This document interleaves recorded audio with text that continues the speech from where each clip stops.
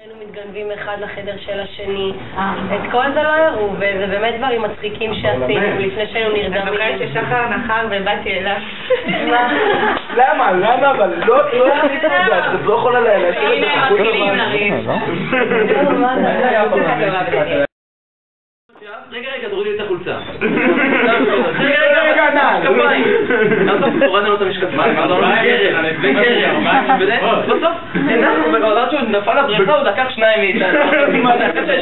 ואנחנו כולנו היינו רטובים מכף רגל ועד ראש. אני זוכר, הראשון זרקנו, היה ניר, זרקנו אותו עם הכיסא שהוא ישב עליו. חק 6 עם דניאל. כן. עשינו גנג, היינו מסביבו, זה היה איזשהו סוף שבוע אחד. פשוט הרמנו אותו וזרקנו אותו עם הכיסא שלו לתוך הבריכה, וככה זה התחיל, כי ניר הוא ברגע שפוגעים בו אז הוא אי אפשר. עניין של כבוד. אני זוכר שחדמנו שם על טל קפץ שם על הג'קוזי, ואז מעל הספה, והוא בכלל, הוא עשה שם...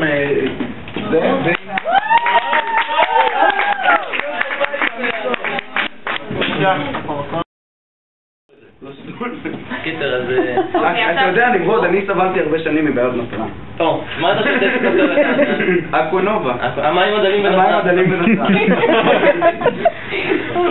האמת שגם היה איזה קטע שנשארנו ככה בסלון, המצלמות כבר הלכו, אמרו לנו, עשינו איזושהי מסיבה כזו קטנה ביום שישי, והמצלמות ככה נסגרו, אני חושבת שנשארנו רק 6 זוגות אם אני לא טועה. זהו, אפשר שם איזה שיר של פוגו. מה שיר פוגו? על הרצפה? לא נכון, היה שם החנונים האלה, פשוט היו בטירוף, זה היה מדהים ומאוד מאוד... כמעט שברנו שם את הסלון. היה שם עוזר הפקה שמה זה התעצבן עלינו. אבל יש לי חוץ מזה באמת עוד קטע אחד שבאמת לא שודר, כי הוא גם לא צולם, לא, אני חושבת שהוא, כן, צולם. והוא לא שודר ונורא התאכזבתי. דווקא לפני ההדחה שלי שבאמת נהיינו 4 זוגות, לפני ניפוי, כן. שנהיינו 4 זוגות ובאמת זה כבר לא היה קטע של מי מעיף את מי, אלא באמת על משימות ועל יכולת. מלאני ניגשה עליי, רוצה לדבר איתי. הרגשתי טיפה איזשהו כזה חוסר ביטחון לגבי השיחה, לא ידעתי מה יצא, איך יצא, ובסופו של דבר זו הייתה שיחה נורא טובה, היא סך הכל באה להגיד הכל תחרותי והכל באופן ספורטיבי, והכוונה של הקליק הזה חס וחלילה לא נגדי או משהו כזה. עשינו סוג של שיחת עברה שנגמרה בחיבוק ונשיקה, וזה היה מאוד מאוד כיף ומאוד מאוד משמח ונעים מבחינתי, במיוחד שזה חברים ממש ממש ממש טובים. עכשיו אני חושבת שכל אחד זוכה בזה שפרקת מספרקת לגמרי. אנחנו חושבת שהם רגישים גם בתוכנית הייתה עדיין. יש בינינו חיבור מאוד מיוחד ודינמיקה מקסימה ומדהימה, ובזכות זה באמת נשארנו חברים ממש טובים. טוב מאוד. כן, אבל לא זו... היה יפה לראות את ההתחברות הזאת. איך היה איזה מישהו בגמר שלנו?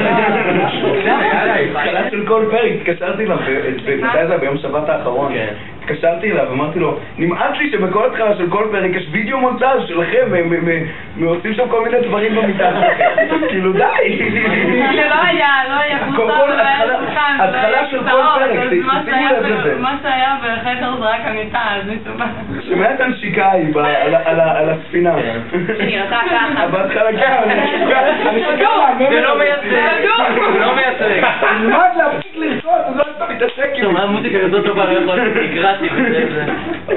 מאז, בתחילה של כל פרק, יש וידאו מונטאז' שלהם, הם מתגפפים במיטה שלהם. שזה נורא נחמד לראות פעם אחת, פעמיים, אבל באיזו שלב נעשה כל פעם. מאוד מתסכלת. לעבור חוויות חדשות, נסיעות חדשות, קרבויות חדשות. וזה מה שהיה.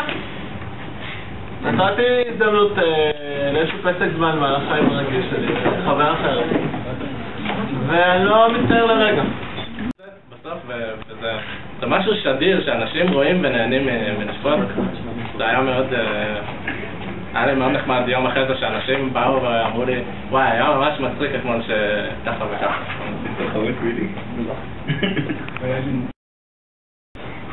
ואת כל ההשערות שלי, וכל הנטיות בכלל, ודברים שחיפשתי בגבר. כל הדברים אני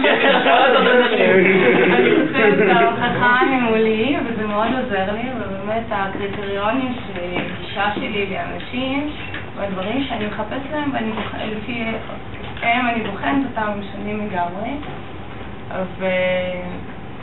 וגם מבחינה גישה לעצמי, אני חושבת שמאוד השתניתי, גם חיצוני. אומנם עכשיו ככה התיישבתי והתגנדרתי, בדרך כלל זה רק עובר לתקופות של הערב, אבל בבקרים באמת אני יוצאת הכי נטורל, ואני זוכרת בדייט הראשון שיצאנו אני ונמרוד והזמינו אותי לסרט, ופתאום אני יצאת, סרט גרוע באמת. וואי, סרט נורא. לא ראינו את הסרט, זה לא משנה. שם היו כיסאות פשוט. הכדור ברשת זה היה אבל יצאתי אז ככה בהכי נטורל ובלי איפור, והיה בשוק. וישר שהתקשרתי, זה היה ממש... הכנתי לאחדות באופן. כן, בתוך שני הפתק בדרך כלל זה גם איחור של 20 דקות, אז באמת... מינימום. מינימום, כן. אז פה פתאום הוא היה מופתע, אבל כן, זה עוזר.